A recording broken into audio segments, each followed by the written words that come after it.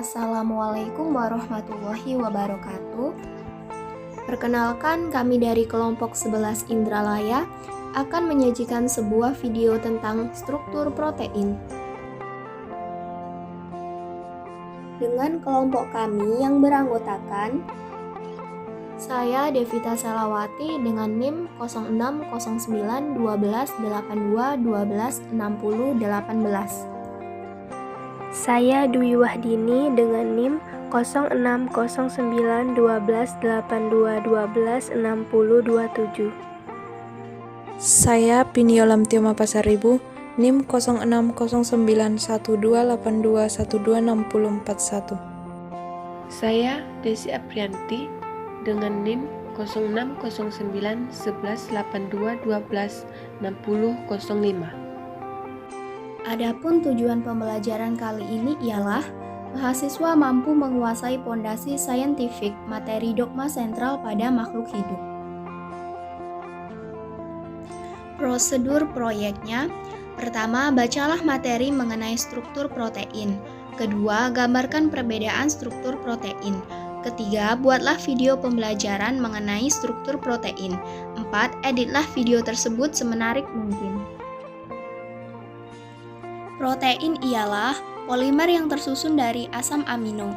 Berdasarkan fungsinya, protein digolongkan menjadi enzim, protein transport, nutrien, kontraktil, struktural, pertahanan, pengatur, dan sebagainya. Selain digolongkan berdasarkan fungsi, bentuk, sifat, dan proses pembentukannya, terdapat 4 struktur protein, yaitu struktur primer, struktur sekunder, struktur tersier, dan struktur kuarterner.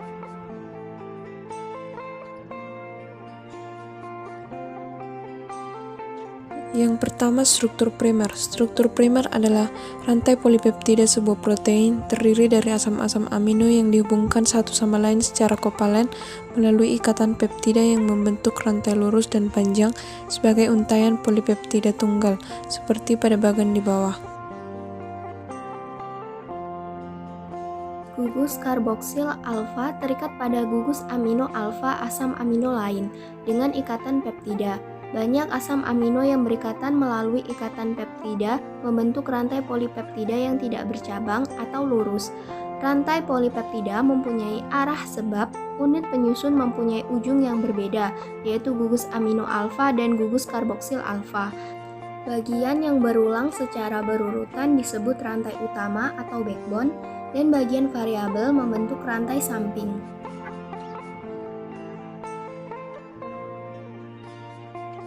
Yang kedua, struktur sekunder.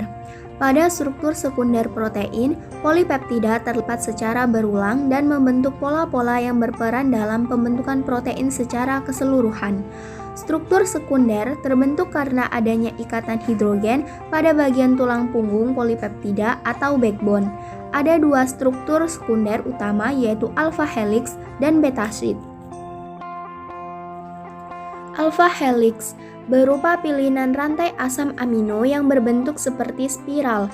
Pada struktur alpha helix, ikatan hidrogen terdapat pada antara atom O pada gugus CO dan atom H pada gugus NH. Contoh protein yang memiliki struktur alpha helix adalah protein struktural rambut atau alpha keratin. Beta sheet berbentuk seperti lembaran-lembaran yang saling terikat melalui ikatan hidrogen atau ikatan tiol. S berikatan dengan H. Contoh protein yang memiliki struktur beta sheet seperti protein sutra pada jaring laba-laba.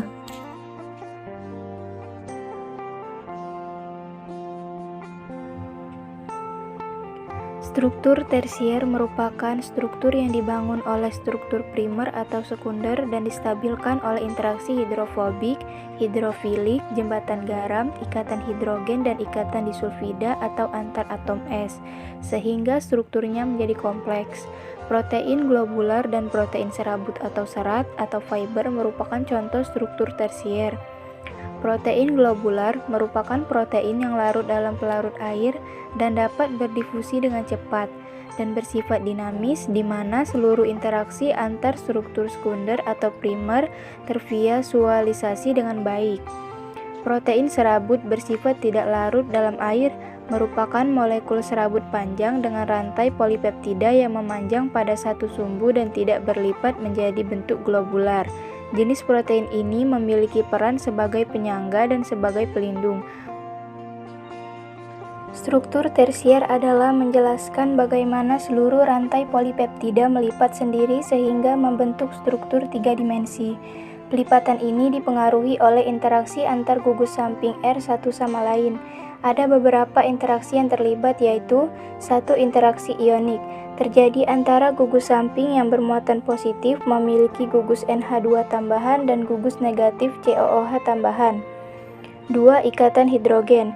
Jika pada struktur sekunder ikatan hidrogen terjadi pada backbone, maka ikatan hidrogen yang terjadi antar gugus samping akan membentuk struktur tersier.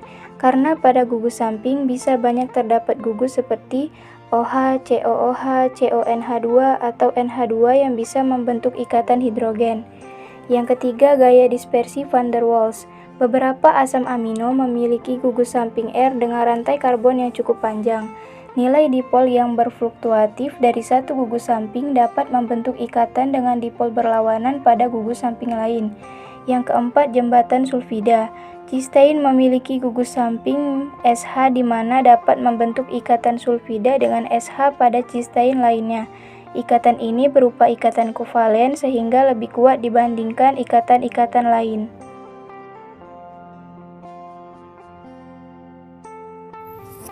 Selanjutnya, struktur kuartener. Struktur kuartener merupakan hasil interaksi dari beberapa molekul protein tersier. Setiap unit molekul tersier disebut dengan subunit, dan keseluruhan rantai polipeptida disebut dengan struktur kuartener.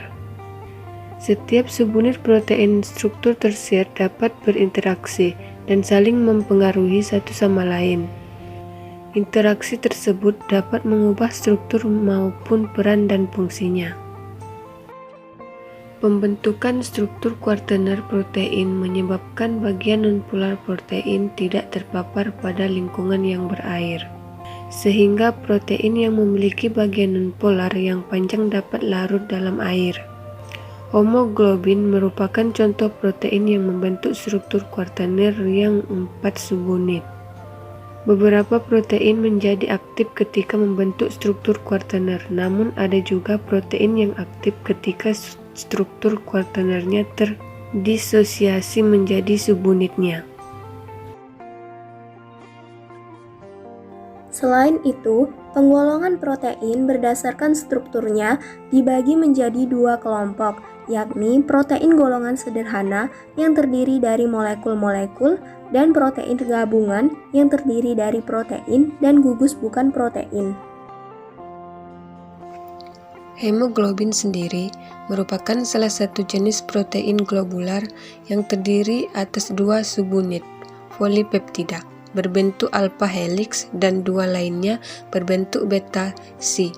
Setiap sub unit terdiri atas non-polipeptida yang disebut dengan hem dan 1 atom besi yang mengikat oksigen. Pembentukan keempat struktur protein dapat disarikan ke dalam bagan seperti gambar berikut ini.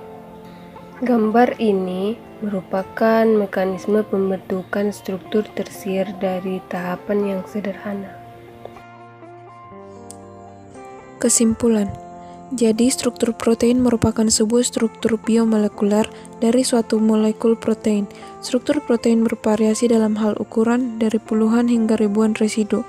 Sebuah protein dapat mengalami perubahan struktural reversibel dalam menjalankan fungsi biologisnya. Struktur alternatif protein yang sama disebut sebagai konformasi.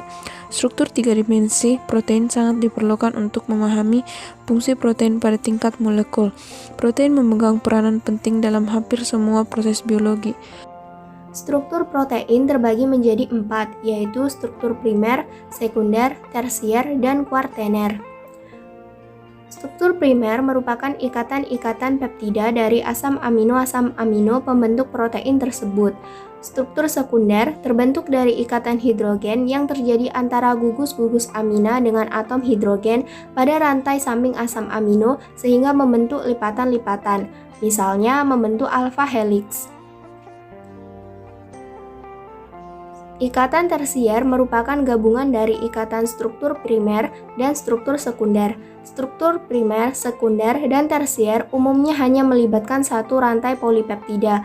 Akan tetapi bila struktur ini melibatkan beberapa polipeptida dalam membentuk suatu protein, maka disebut struktur kuartener.